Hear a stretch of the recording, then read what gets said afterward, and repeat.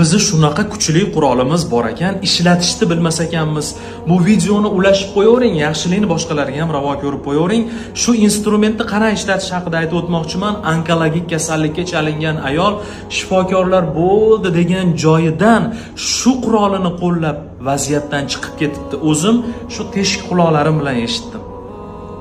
Mendan duosi ijobat insonni manzilini so'radinglar, lekin ular 90 ga yaqinlashgan.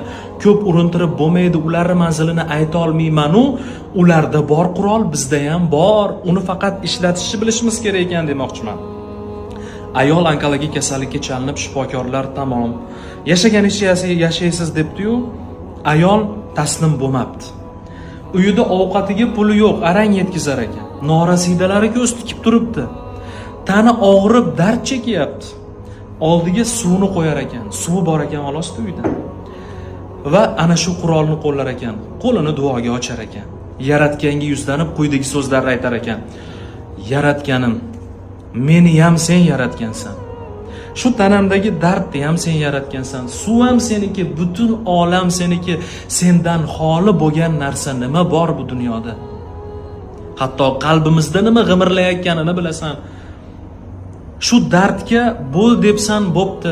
Sen bo'ldiribsan, tanamda avjobdi. Men bunga isyon qilib qo'limni duoga ochganim yo'q. Men senga aksincha shukr aytmoqchiman. Tanam azoblanib turgan bo'lsa ham seni yaxshi ko'rib shukr aytamanki, shu xastaligim sabab katta kichik bilib bilmay qilgan gunohlarimni yuvayapsan. Ikkinchi foydam, bu musibat dinimda bo'lmabdi. Qalbimga isyon, nafrat, g'azab, alam tushib qolmabdi. Ayuxonnoz deb o'tiradigan odam bo'lib qolmabman, shukr.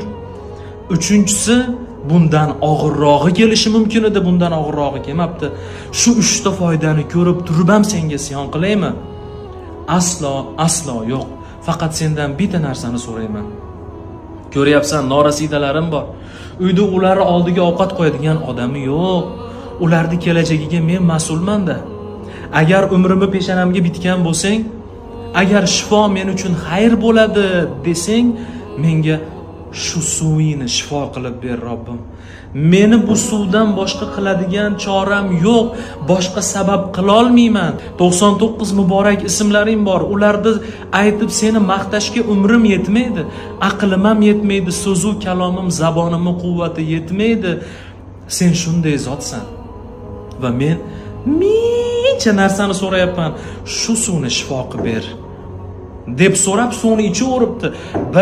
Bir oyda shifokorning oldiga borsa, sizda nima bo'luvdi o'zi debdi, ko'ryapsizlarmi? Ayuxonnoz.